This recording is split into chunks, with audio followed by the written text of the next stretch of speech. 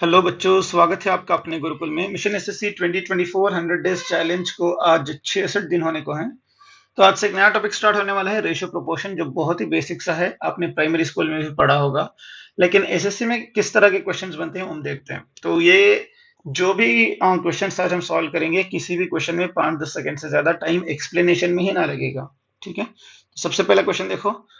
तो total drum की capacity मान लो x है, 3/4 ऑफ x फुल है, उसमें 30 लीटर निकालो, इतना बचेगा। क्या मैं 3/4 को 9/12 भी लिख सकता हूं? बिल्कुल। तो 9/12 में से 7/12 निकाला, बचा 30। तो x कॉमन लिया, एलसीएम है 12, 9 में से 7 गया 2, बराबर है 30 के।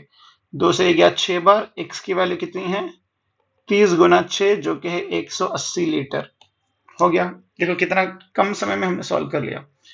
अगला देखो, 1000 रुपये को 3:2 रेशियो में बांटना है। टोटल 5 पार्ट्स है, 5 पार्ट्स 1000 के बराबर, एक पार्ट 200 के बराबर। ए को कितने पार्ट्स मिल रहे हैं? 3 पार्ट, जो कि हैं 600 के बराबर। Option C. अगला देखो, 7:11 है, उसमें क्या ऐड करने पे 3:4 आएगा? या तो ये होगा या तो ए होगा। डेसिमल पे चेक नहीं करते, ठीक है, चांसेस बहुत कम होते हैं।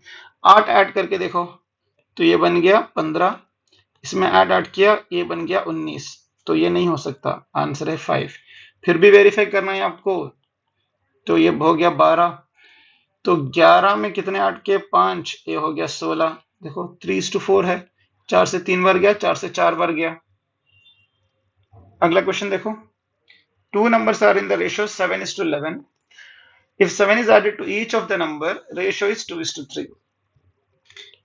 मान लो 12:18 है, इसको 6 से डिवाइड करूंगा, मतलब ये 2 आएगा, ये 3 आएगा। इसका मतलब क्या है? ये जो पहला वाला नंबर है ये 2 से डिवाइड होगा, ये दूसरा वाला है ये 3 से डिवाइड होगा। मतलब क्या है?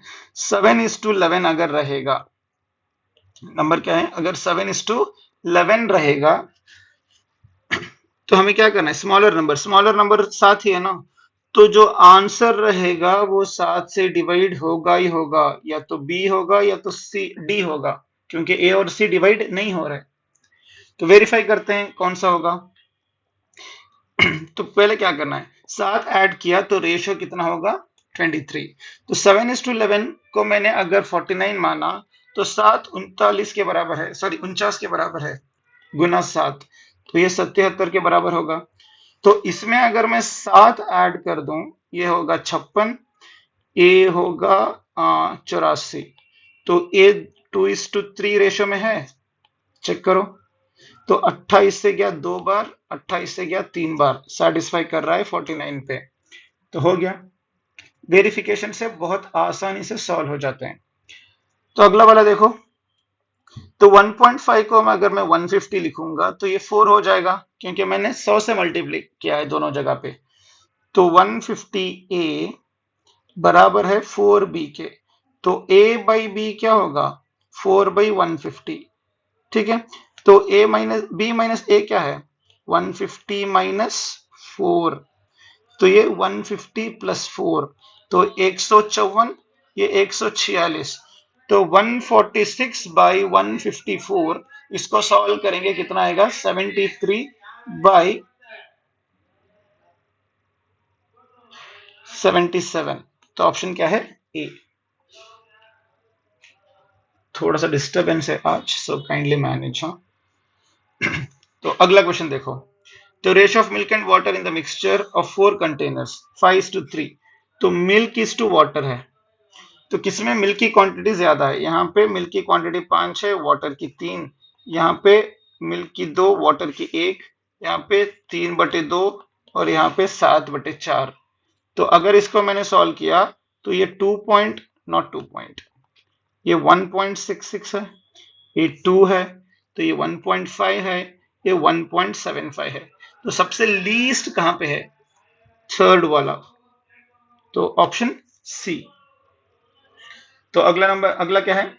Two numbers are in the ratio 1:3। तो उन नंबर्स को मान लेते हैं x और 3x। तो उनका सम क्या है? 4x 2 के 240 के बराबर है।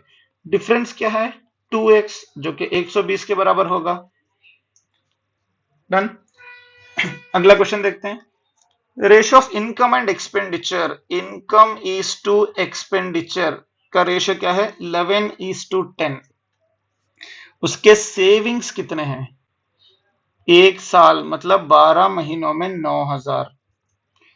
तो ये 3 से गया 4 बार, ये 3 से गया 3,000 बार। 3,000 बटे 4 कितना होगा 750। मतलब उसकी सेविंग देखो सिर्फ एक पार्ट सेविंग है जो है 750 के बराबर, लेकिन उन इनकम कितना है 11 पार्ट जो कि है 750 इंटू 11। 7,500 प्लस 700 कितना हो गया 8,250। Option D. ठीक। अगला क्वेश्चन देखो।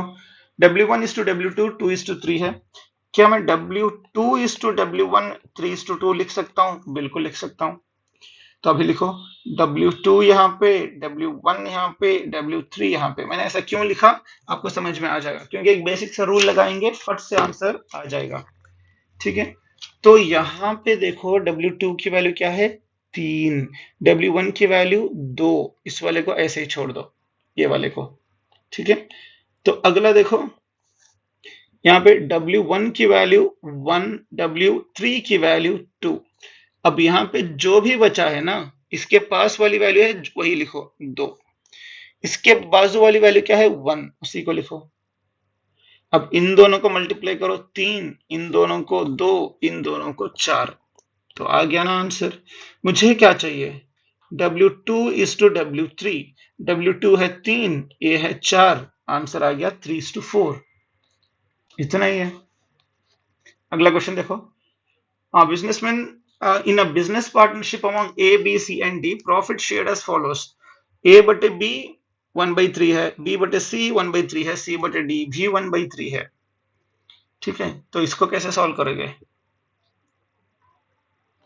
मतलब A का शेयर अगर 1 है, इसका 3 रहेगा। B का तो आ गया 3, मतलब C का उसका 3 गुना रहेगा। C का आ गया 9, D का उसका 3 गुना रहेगा।